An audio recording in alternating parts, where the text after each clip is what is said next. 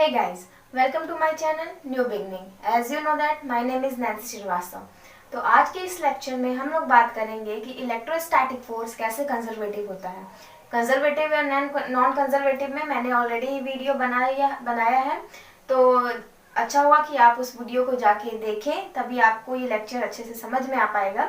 Otherwise मैं revise कर दूंगी थोड़ा बहुत कि मैंने उस लेक्चर में बताया क्या था। So without you wasting your time, let's start now.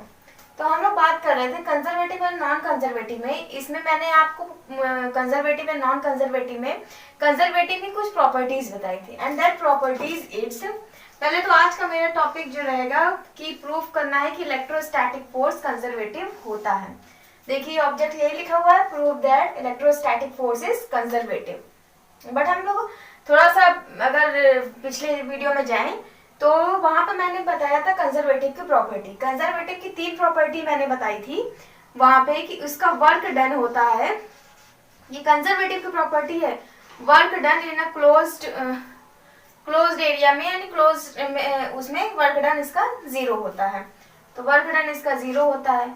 और मैंने बताया था कि कंजर्वेटिव फोर्स जो है negative gradient of potential energy के बराबर होता है। और एक और प्रॉपर्टी जो बताई थी, मैंने कहा था इसी से आगे क्वेश्चन सॉल्व होंगे कि जो कंजर्वेटिव फोर्स का जो कर्ल होता है वो 0 होता है। तो अच्छा होगा कि आप उस वीडियो को अच्छे से देखें। इसमें मैंने ये तीनों चीजों को डिस्क्राइब किया है कि ग्रेडियंट क्या होता है, वर्क डन इसका 0 कैसे होता है, और ये कर्ल का क्या मतलब है यहाँ पे वहां पे मैंने उस वीडियो में अच्छे से बताया है। तो हम लोग अब इलेक्ट्रोस्टैटिक की बात कर रहे हैं। तो देखिए हमें इसको प्रूफ करने के लिए हम इस प्रॉपर्टी से प्रूफ करेंगे, इसकी थर्ड प्रॉपर्टी से इसके कर्ल को हम 0 दिखाएंगे और प्रूफ करेंगे कि ये कंजर्वेटिव होता है। तो सबसे पहले तो इसकी वैल्यू अगर हम देखें तो इसकी वैल्यू हमारे पास हमने उस दिन बताई थी कि होती है, क्या होती है, del by del x i cap plus del by del y j cap plus del by del z के कैप। ये हमारे पास वैल्यू होती है डेल की। एक हमें और चाहिए एफ। वेक्टर एफ हमें कहाँ से मिलेगा? इलेक्ट्रोस्टैटिक फोर्स के लिए आपने पढ़ा होगा एफ। पहले तो हम एफ की बात करेंगे। तो एफ इज इक्वल्स टू होता है इलेक्ट्रोस्टैटिक फोर्स के लिए 1/4 pi epsilon naught Q1 Q2 over r square. ये होता है इलेक्ट्रोस्टैटिक फोर्स के लिए। इलेक्ट्रोस्टैटिक फोर्स क्या होता है? पॉइंट चार्जेस के बीच में लगने वाला फोर्स होता है। ये कांस्टेंट होता है 1/4 पाई एप्सिलॉन नॉट, जिसकी वैल्यू होती है 9 × 10⁹9 इसकी वैल्यू होती है। जहां 4 और पाई आप लोग जानते हैं, एप्सिलॉन क्या होता है? परमिटिविटी ऑफ फ्री स्पेस होता है। डिस्टेंस होता है ये आर जो है उन दोनों चार्जेस के बीच का डिस्टेंस होता है Q1 Q2, उस चार्जेस के मैग्नीट्यूड होते हैं। तो ये इलेक्ट्रोस्टैटिक फोर्स के लिए है। और ये आता क्या है, कहाँ से? कूलॉम्स लॉ से आता है। कूलॉम्स लॉ की अगर हम बात करें, कूलॉम्स लॉ की बात करें तो कूलॉम्स लॉ से ये वाला फॉर्मूला निकल के आता है। ठीक है, ये हम इस फॉर्मूले पे ज्यादा नहीं जाएंगे कि कहाँ से आता है, कैसे आता है। मैंने आप लोगों ने इंटर में भी पढ़ा होगा कि कूलॉम्स लॉ से आता है F is equals to 1/4 pi epsilon naught Q1 Q2 over r square. और इसी का वेक्टर रिप्रेजेंटेशन क्या होता है? Vector F is equals to 1/4 pi epsilon naught Q1 Q2 over r cube into vector r. ये इसका वेक्टर फॉर्म होता है। ये तो इसका स्केलर फॉर्म होता है कि F is equals to 1/4 pi epsilon naught Q1 Q2 over r square. इसी का वेक्टर फॉर्म होता है 1/4 pi epsilon naught Q1 Q2 upon r cube into vector r. ये कहाँ से आता है? आर कैप से। आर कैप से इसमें जब इसका मल्टीप्लाई करते हैं तो ये वैल्यू हमारी vector r over mod of r vector r देता है। इसी वजह से ये वैल्यू यहाँ पे आती है। तो अब अगर हम इसमें बात करें तो आप लोग देखो ये पूरा कांस्टेंट में निकल जाएगा। ये यहाँ से यहाँ तक एक कांस्टेंट आ जाएगा। क्यों? क्योंकि ये कांस्टेंट होता है जिसकी वैल्यू मैंने बताई 9 × 10⁹9। और Q1 Q2 भी यहाँ पे किसी चार्जेस के मैग्नीट्यूड है तो वो भी कांस्टेंट होगा। तो ये पूरा टर्म हमारा कांस्टेंट हो जाएगा। तो यहाँ पे हम इसको लिख सकते हैं vector r is equals to एक पूरा कांस्टेंट, इसको हम मान लेते हैं K इंटू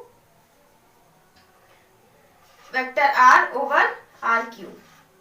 ये हम यहाँ पे हमारे where K is equals to क्या है? Q1 Q2 over 4 pi epsilon not. ये हमने के माना है, पूरा कांस्टेंट है, इस वजह से मैंने इसको यहाँ पे के माना है। और वेक्टर आर आप लोग जानते होंगे, आप लोग ने वेक्टर में पढ़ा होगा, वेक्टर आर की वैल्यू होती है x i cap plus Y j cap plus Z के कैप। वेक्टर आर की वैल्यू होती है। और आर की वैल्यू क्या होगी, इसी का जब हम वो स्क्वायर करते हैं तो क्या मतलब इसका जब मॉड लेते हैं तो क्या आता है हमारे पास, x square plus y square plus z square under root में। तो ये आर की वैल्यू आती है। ठीक है, ये आर की वैल्यू, वेक्टर आर की वैल्यू ये आती है। अब यहाँ पे ये आर से वेक्टर आर से आर कैसे आता है आप लोग को पता होगा। इसके जो कोफिशिएंट है इसका स्क्वायर का ऐड करके इसका रूट ले लेते हैं। तो ये आर और वेक्टर आर की वैल्यू होती है। अब यहाँ पे हम वेक्टर आर और आर की वैल्यू पुट अप कर देंगे। तो के इसको ऐसे रहने दीजिए। वेक्टर आर की वैल्यू क्या है, x i cap plus Y j cap plus Z के कैप। ओके, और वेक्टर और इसकी आर की वैल्यू मैंने बताई ये होती है। तो इसको हम क्या लिख सकते हैं, 1 x square plus y square plus z square, और ये रूट है, रूट यानी पावर 1/2, पावर 1/2 इसकी लगाएंगे, और यहाँ पे पावर 3 इसकी पहले ही है, तो क्या हो जाएगी 3/2। यहाँ तक इसको आप लोग नोट कीजिए, उसके बाद हम प्रूफ करेंगे कि कैसे इसका कर्ल 0 होता है। Please have a note. ये हमारा फाइनल एफ की वैल्यू आई कि इस तरह से हम इसको लिख सकते हैं।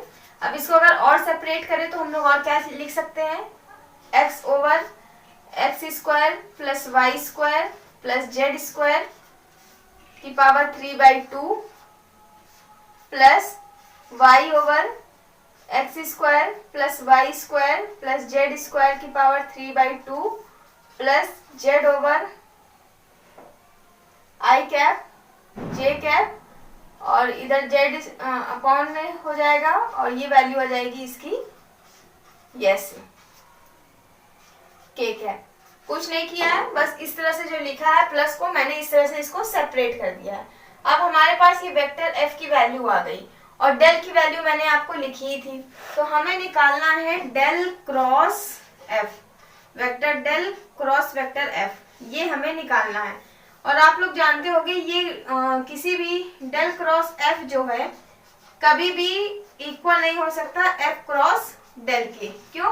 क्योंकि वेक्टर में जब हम ये इसका क्रॉस प्रोडक्ट करते हैं तो ये इक्वल नहीं आता, ये इसकी प्रॉपर्टी होती है क्रॉस प्रोडक्ट की। तो हमें सबसे पहले डेल की वैल्यू ही रखनी पड़ेगी।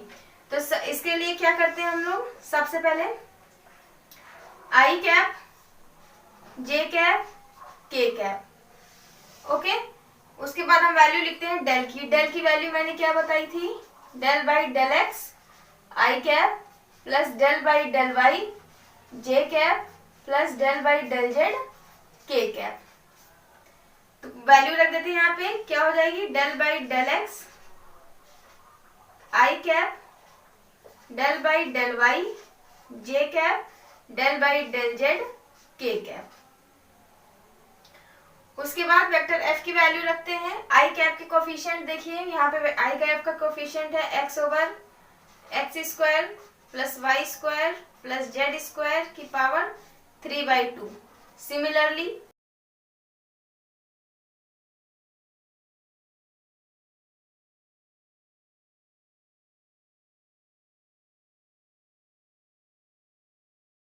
इस तरह से हमने इसको लिख दिया। अब हम इसका करेंगे क्रॉस प्रोडक्ट। क्रॉस प्रोडक्ट कैसे करते हैं आपको पता ही होगा, बट हम इसमें करके आपको पूरा सोल्यूशन दिखाते हैं। अब इसके बाद इसका आप लोग अगर क्रॉस प्रोडक्ट करना जानते होंगे तो क्रॉस प्रोडक्ट कैसे होता है, सबसे पहले आई कैप को लेते हैं। तो आई कैप को हम बाहर लिखते हैं, उसके बाद डेल बाई इसको क्या करते हैं, जब आई को करते हैं तो ये वाला और ये वाला रो और ये वाला कॉलम छोड़ देते हैं, तो और इसका मल्टीप्लाई करते हैं। आप सभी कर्ल को या फिर क्रॉस प्रोडक्ट को अच्छे से सॉल्व करना जानते होंगे कि इस डिटर्मिनेंट को कैसे सॉल्व किया जाएगा। तो बस उसी तरह से मैं यहाँ इसको करती हूँ।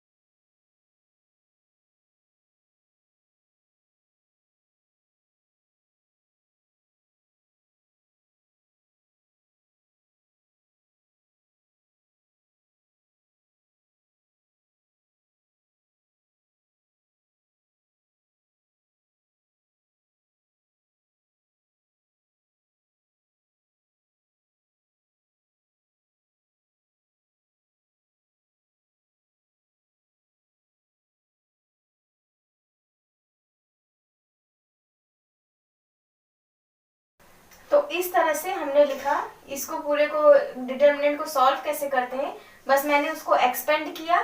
और कैसे करते हैं ये भी बता दें, जिसका लेते हैं उसका रो और कॉलम छोड़ देते हैं, इसका इसका मल्टीप्लाई माइनस इसका इसका मल्टीप्लाई।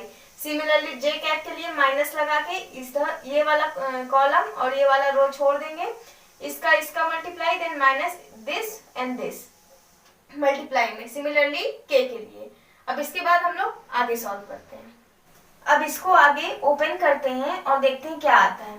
आप सभी ने डिफरेंशियल इक्वेशन, डिफरेंशियल कैलकुलस में पार्शियल डिफरेंशिएशन और ऑर्डिनरी डिफरेंशिएशन पढ़ा होगा। तो ये पार्शियल डिफरेंशिएशन यहाँ पे यूज होगा। और पार्शियल डिफरेंशिएशन कैसे करते हैं, बहुत इजी होता है। जिसके रिस्पेक्ट में किया जा रहा है खाली उसको एज अ वेरिएबल ट्रीट करते हैं, बाकी जो है सब कांस्टेंट की तरह हो जाता है और सारा इस ब्रैकेट से बाहर आ जाएगा। देखिए एक मैं करके दिखाती हूँ, उसके बाद बाकी आप लोग वैसे ही कंसीडर कर लीजिएगा। अब जैसे कि आई कैप के लिए बाहर मैंने आई कैप लिखा, इसके अंदर क्या del upon del y z upon this लिखा है। तो हमारा वाई के रिस्पेक्ट में हो रहा है, तो इसके लिए हमारा जेड जो है एज अ कांस्टेंट ट्रीट होगा। कांस्टेंट तो हमारा एक्स स्क्वायर और जेड स्क्वायर है, बट इसको हम लोग अलग नहीं कर सकते हैं। तो जेड कांस्टेंट से की तरह ट्रीट होगा और डेल बाई डेल वाई इसके रिस्पेक्ट में करेंगे और यहाँ पे लिख देंगे 1 upon x square plus y square plus z square की पावर 3/2। ये इसका लिखने का तरीका हो गया। और इसके लिए ये जेड के रिस्पेक्ट में हो रहा है तो वाई बाहर हो जाएगा, तो minus y del upon del z. और इसको वैसे ही लिख लेंगे 1 upon x square plus y square plus z square की पावर 3/2। सिमिलरली इन सब के लिए भी कर लेंगे।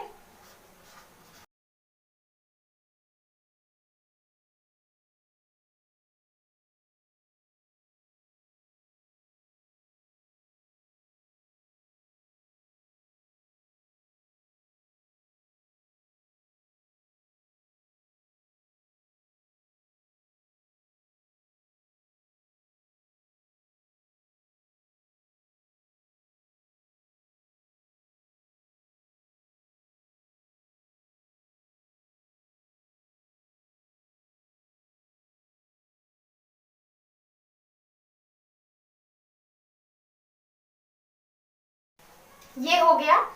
इसी की तरह मैंने जैसे इसको ओपन करते हैं कांस्टेंट के टर्म को बाहर ले लिया और बाकी सब वैसे ही लिख दिया। अब इसके आगे सॉल्व करते हैं। इसके आगे आई कर्व जैसे इसका मैं एक करके दिखाती हूँ पार्शियल डिफरेंशिएशन, बाकी सिमिलरली वैसे ही होगा। जेड बाहर है, इसको वैसे ही रहने दीजिए। और y के रिस्पेक्ट में हो रहा है तो सबसे पहले इसका आप लोग क्या करेंगे, इसको t मानोगे पूरे के लिए। t की पावर 1 अपॉन, आप लोग इसको देखो 1 अपॉन अगर t की पावर 3/2 है तो इसका डिफरेंशिएशन सभी लोग जानते होंगे अगर t के रिस्पेक्ट में किया जा रहा है तो इसका क्या हो जाएगा, ये ऊपर जाएगा तो -3/2। -3/2 को आप लोग यहाँ पे ऐसे लिख लो -3/2। और ये नीचे आएगा और ऊपर क्या हो जाएगा -5/2। क्यों, क्योंकि -1 होगा तो -3/2 -1 -5/2 आ जाएगा। और ये नीचे -5/2 को जब नीचे लाएंगे तो इस तरह से ये +5/2 में कन्वर्ट हो जाएगा, 5/2। और ऊपर हमारा y के रिस्पेक्ट में हो रहा है तो ये क्या है, y स्क्वायर है तो y स्क्वायर का क्या हो जाएगा 2y। सिमिलरली यहाँ पे देखो ये 2 से 2 कैंसिल हो जाएगा, 2 से 2 कैंसिल हो जाएगा। और इसी तरह इस वाले में कर लेंगे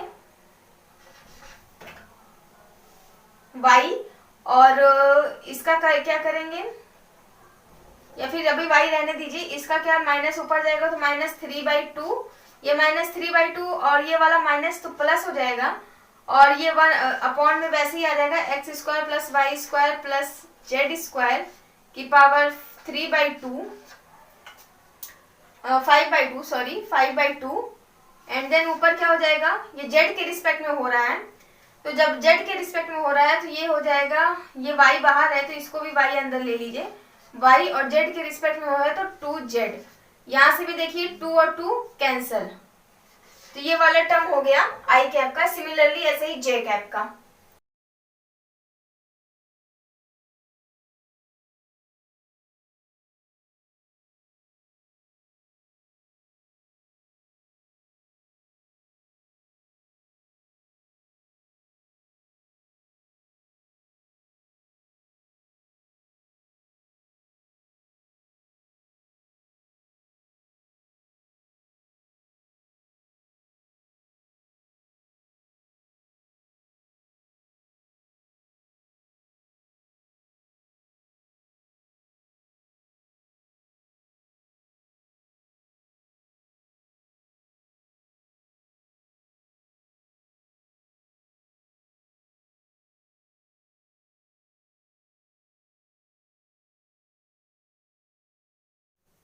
इसमें मैंने इसको डिफरेंशिएट किया है, पार्शियल डिफरेंशिएट किया है, तो इसकी वैल्यू ये हमारे पास आई है निकल के।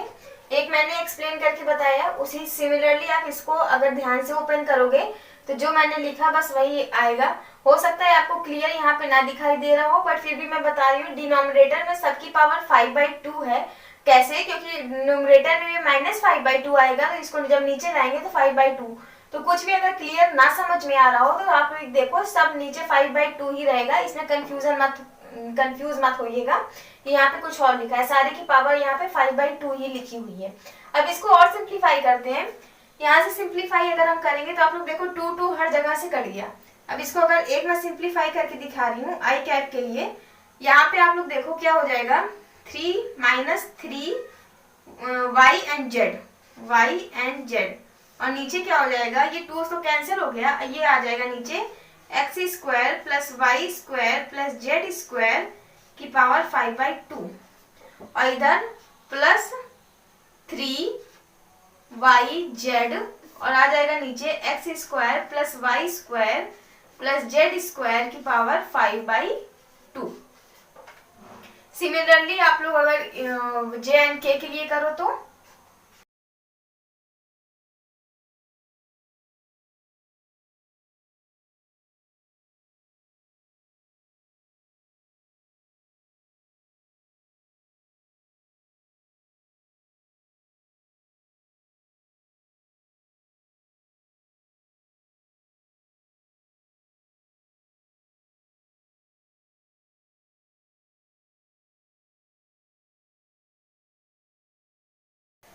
यहाँ पे आप लोग देखो, मैंने सिर्फ इसको सिंप्लीफाई किया है।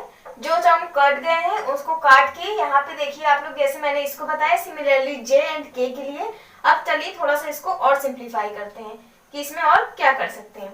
इसमें देखिए आप लोग सीधे सीधे आपको दिख रहा होगा, ये टर्म और ये टर्म आपस में कैंसिल हो रहे हैं, ये टर्म और ये टर्म कैंसिल हो रहा है, ये टर्म और ये टर्म कैंसिल हो रहा है। कैसे? क्योंकि यहाँ पे देखो -3yz + 3yz, और नीचे डिनोमिनेटर तो सबका सेम है, तो ये कैंसिल हो गया। सिमिलरली दिस एंड दिस, तो फाइनल इधर हमारा आंसर आएगा वो आएगा। यहाँ पे आप लोग देखो, ये सब अगर कट गया तो कटने के बाद क्या आंसर आएगा, कटने के बाद आएगा यहाँ पे आई कैप है, और ये कट गया तो ये 0 हो गया, तो 0 आई कैप।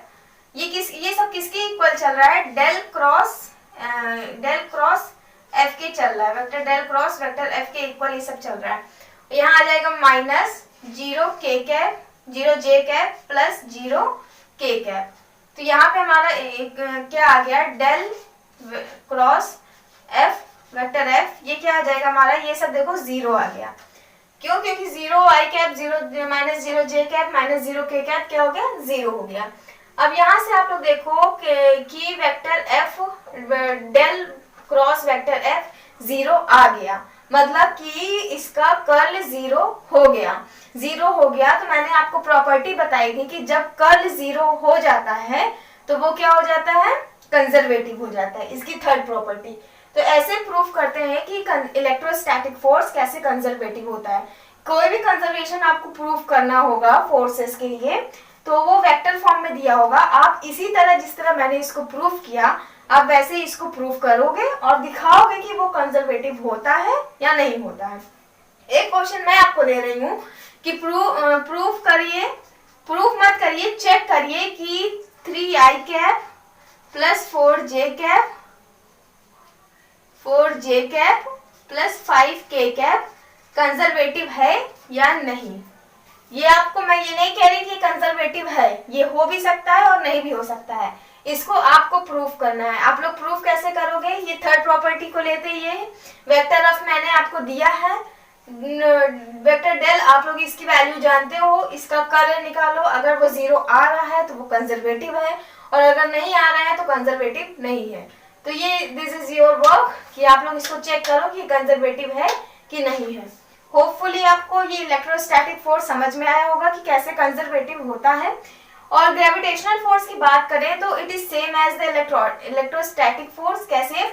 ग्रेविटेशनल फोर्स को हम लोग जहाँ पे Q1 Q2 यहाँ पे लिखते हैं, इलेक्ट्रोस्टैटिक में वहाँ M1 M2 लिखा जाता है।